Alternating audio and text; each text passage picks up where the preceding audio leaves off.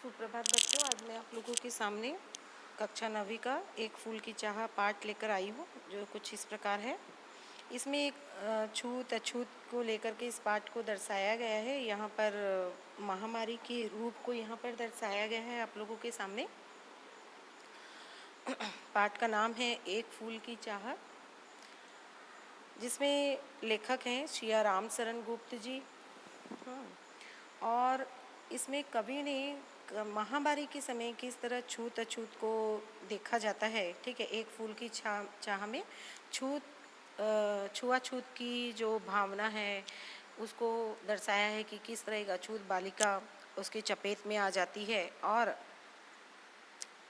वह अपने माता पिता से कहती है कि उसे एक देवी का सिर्फ एक फूल चाहिए, जिसे वो मतलब जिससे वो ठीक हो जाएगी। तो पिता असमंजस में हो जाते हैं कि वो अछूत है, वो कैसे मंदिर में जाएंगे, और उसको अपने आप को प्रवेश के योग्य वो नहीं समझते थे, लेकिन अपनी बच्ची की अंतिम इच्छा पूरी करने के लिए मंदिर में जाता है। और जब वो फूल लेकर लौटने लगता है तो उसको याद आता है कि उसने कुछ मतलब फूल और प्रसाद लिया ही नहीं है। और फिर वापस मंदिर जाता है तो जो मंदिर के जो बड़े बड़े लोग थे, जो मंदिर के पुजारी थे, वो उसे मारने लगते हैं कि तुमने मंदिर की पवित्रता को भंग कर दिया, इस तरह से कहते हैं। तो वो कहता है कि जो खुद भगवान है, जब उसे कोई प्रॉब्लम माने उसे जब कोई असुविधा नहीं है तो आप क्यों मुझे मार रहे हो, इस तरह से वो बाताबाती करता है। उसको फिर ज़बरदस्ती ले जाते हैं, उसके खिलाफ़ केस दर्ज कराते हैं और उसे 7 दिन की सज़ा हो जाती है। और जब वो वापस लौटता है तो देखता है कि उसकी बच्ची जो है उसके सामने नहीं है, मतलब उसकी बच्ची जो है वो मर चुकी है। ठीक है, तो अभी हम पाठ में जाएंगे। एक छोटी सी बालिका है, देखो ये गांव का स्वरूप है। ठीक है, उद्वेतित कर अश्रु राशियां हृदय चिताएं धधक रही थी, महामारी प्रचंड हो फैल रही थी इधर उधर। यहाँ पर कवि कह रहे हैं कि उस समय एक महामारी फैली थी। ठीक है, जो कि मतलब हृदय में चिताएं धधक रही थी, माने डर के मारे जो है लोगों के मन में एक डर सा बैठा हुआ था। और क्षीण कंठ मृत वत्साओं का करुण रुदन दुदांत नितांत भरे हुए था निष्कुश रव में हाहाकार अपान। तो कवि यहाँ महामारी की भयंकरता को दर्शाते हुए कहते हैं कि चारों ओर एक भयंकर महामारी के कारण पीड़ित लोगों की आंखों में जो है आंसू की झड़ी उमड़ आई थी, उनके हृदय में चिताओं की तरह आग धधक रही थी और सब लोग दुख के मारे बेचैन थे। और अपने बच्चों को मृत देखकर माताओं के कंठ जो है बहुत ही दुर्बल स्वर में करुण रुदन माने रो रहे थे।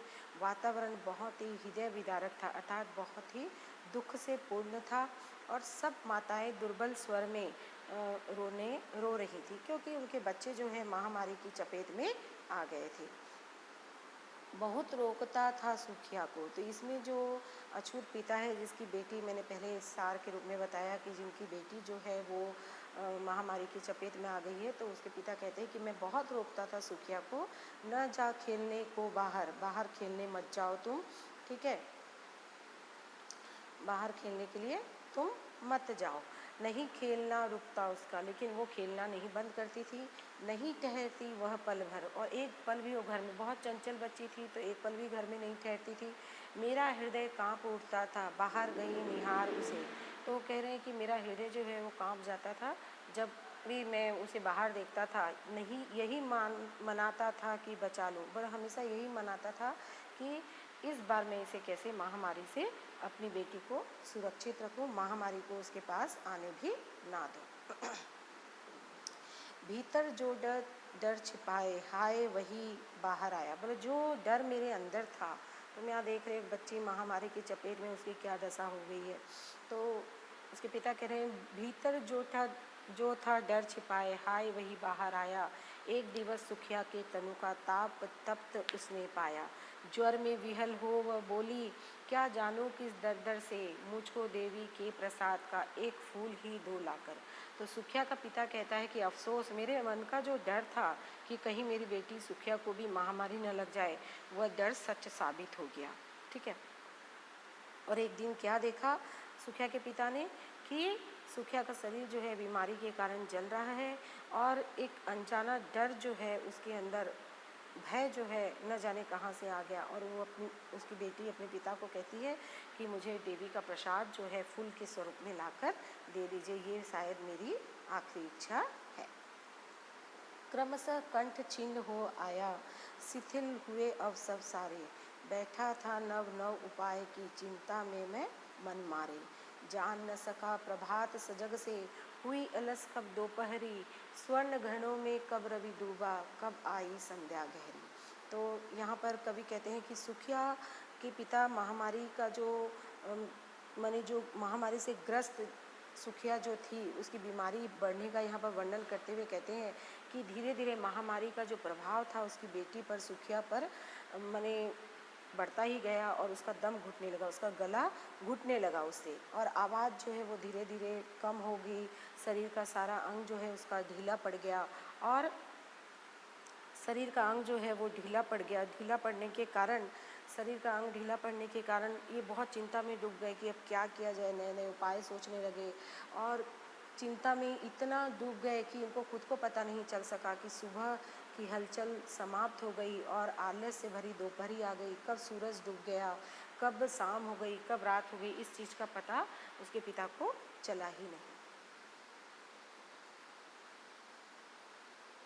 तो महामारी की इस तरह से पिता जो थे सब चिंतित थे, माएँ चिंतित थी, सभी और दिखलाई दी बस अंधकार की ही छाया, छोटी सी बच्ची को ग्रसन कितना बड़ा तिमिराया। कर चारों ओर सिर्फ अंधकार ही अंधकार दिखाई दे रहा था। एक छोटी सी बच्ची को खाने के लिए जैसे बहुत बड़ा अंधेरा आ गया है, और ऊपर विस्तृत महाकाश में जलते से अंगारों से झुलसी सी जाती थी आंखें जगमग जगते तारों से।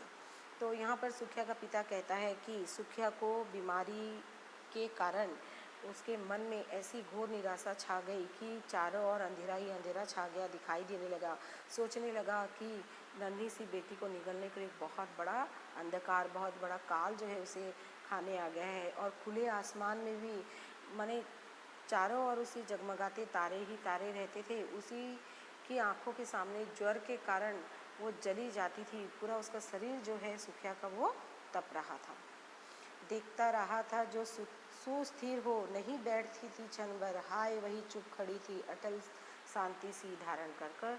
मेरी बच्ची जो है सुखिया, वो कभी भी एक जगह स्थिर होकर नहीं रहती थी, लेकिन आज काल के ग्रस्त से, महामारी के कारण आज वही बच्ची मेरी चुपचाप खड़ी है और एक अटल शांति धारण कर रखी है। सुनना चाहता था वही,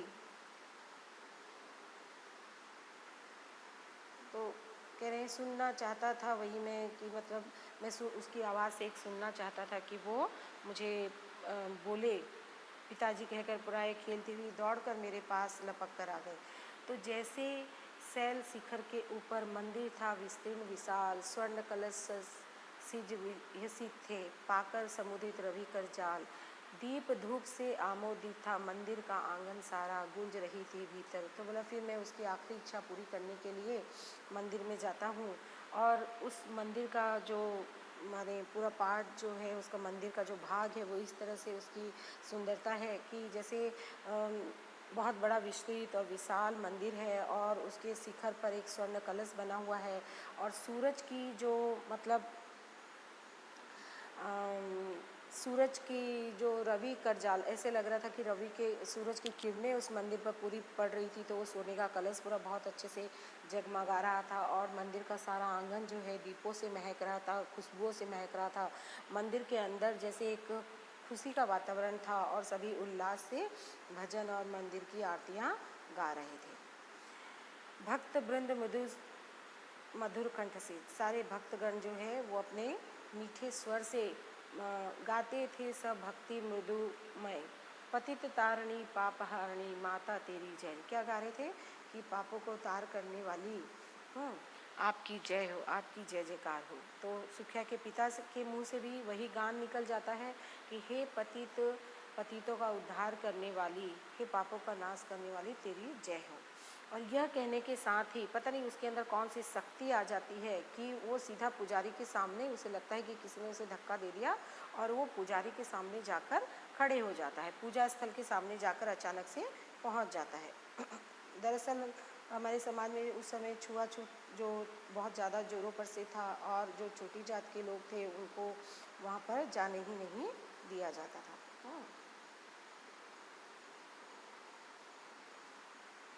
तो मंदिर के पुजारी से वो कहते हैं कि सिंह वहाँ पर पूजा करते हैं और फिर वहाँ पर जो पूजा करने के बाद भगवान से विनती करते हैं कि मेरी बेटी बच जाए, लेकिन वो भूल जाता है प्रसाद लेना और वापस जाता है और जैसे तैसे करके उसके हाथों में भगवान का फूल आ जाता है और वो फूल लेकर सिंह द्वार तक ही आंगन से नहीं पहुंचने में पाया। माने जो तुम देखोगे मंदिर के सामने जो दो शेर खड़े होते हैं, सिंह द्वार होता है, वहाँ तक भी वो नहीं पहुँचने पाया था कि अचानक लोगों ने उसे पहचान लिया कि एक अछूत अंदर आ गया है, ठीक है, और उसे पकड़ के कहते हैं कि तुम तो अछूत हो, तुम्हारी हिम्मत कैसे हुई मंदिर के अंदर आने की? देखो भाग न पावे बना धूत यह है कैसा। बोला देखो ये भाग नहीं जाए, अच्छे कपड़े पहन कर भले मानस की तरह आ जाने से तुम्हारा सच तो नहीं छिप जाएगा, तुम कैसे धूर्त बनते हो। साफ स्वच्छ परिधान पहनकर भले मानुस के जैसे पापी ने मंदिर में घुसकर सारा अनर्थ कर दिया, पूरी मंदिर को कलुषित कर दिया। इसने मंदिर में प्रवेश करके पूरी पवित्रता को भंग कर दी और उसे खुद मारने लगते हैं। क्या मेरा कलुष बड़ा है देवी की गरिमा से भी, किसी बात में मैं हूँ आगे माता की महिमा के भी।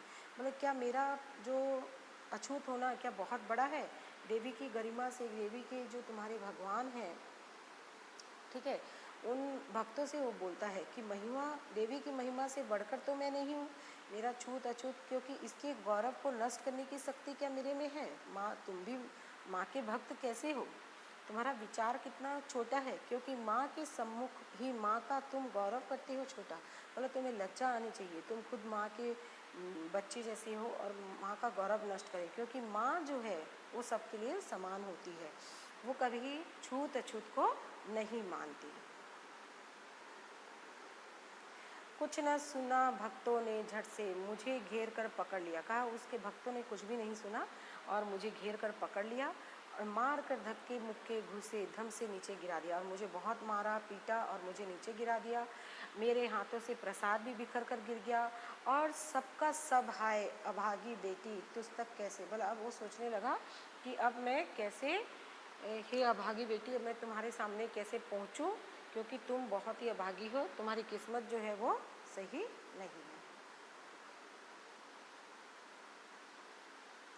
न्यायालय ले गए मुझे वे 7 दिन दिवस दंड विधान। बोले मुझे फिर न्यायालय ले गए और वहाँ पर मुझे 7 दिन की सज़ा मिली, क्योंकि मैंने देवी का अपमान किया था, इसीलिए मैंने भी दंड को स्वीकार कर लिया चुपचाप सर झुकाकर। और उसी असीम अभियोग दोष का क्या उत्तर देता। मतलब उन लोगों के जो मैंने दोष किया था उसका मैं क्या उत्तर देता। लेकिन 7 रोज ही रहा जेल में, मैं 7 दिन तक जेल में रहा, लेकिन मुझे लगा जैसे मैं 7 साल तक जेल में रहा हूँ। आँखों में मेरी बिल्कुल भी मतलब नींद नहीं थी, मुझे चिंता थी मेरी बेटी की जो कि आखिरी सांसें गिन रही थी। दंड भोग कर जब मैं छूटा पैर न उठते थे घर को। जब मैं दंड मेरा ख़त्म होगी सज़ा और मैं जब घर की ओर वापस आ रहा था तो मेरे पैर जो है वो नहीं रुक रहे थे, पीछे ठेल रहा था कोई भय जर्जर तनु पंजर को। पहले किसी लेने मुझको नहीं दौड़ कर आई वह। मतलब पहले जब भी मैं बाहर से आता था तो मेरी बेटी मुझे दौड़ कर लेने आ जाती थी, तो मैं जैसे जैसे घर के पास जा रहा था तो पहले की तरह मेरी बच्ची मुझे दौड़ कर लेने नहीं आई। उलझी हुई खेल में ही था, हाँ अब की दिखाई दी न वह, और बाहर खेलती भी वो मुझे नज़र नहीं आई। उसे देखने मरघट को ही गया दौड़ता हुआ वहाँ मेरे परिचित बंधु। मतलब मैं उसे वहाँ पर मरघट मतलब शमशान घाट पे मैं उसे देखने के लिए मुझे जाना पड़ा, दौड़ता हुआ वहाँ गया जहाँ पर कि मेरे जो परिचित मेरे रिश्तेदार थे उसे पहले ही वहाँ जला चुके थे और सिर्फ उसकी बची हुई राख ही मुझे वहाँ पर मिली। अंतिम बार गोद में बैठी तुझको ले न सका मैं, हाँ एक फूल माँ का प्रसाद भी तुझको। और हे बेटी अंतिम बार भी मैं तुझे नहीं ले सका, क्योंकि अंतिम बार भी मैं तुझे नहीं ले सका और आखिरी बार ये प्रसाद जो है माँ का जो प्रसाद तेरी आखिरी इच्छा थी वो मैं तुझे देनी। तो यहाँ पर अछूत अछूत की भावनाओं को दर्शाया गया है जो कि आज के संसार में लगभग समाप्त होती सी नज़र आ रही है और हमें हर किसी का ध्यान, संसार में कोई भी छोटा और बड़ा नहीं होता। धन्यवाद बच्चों, आपका दिन शुभ।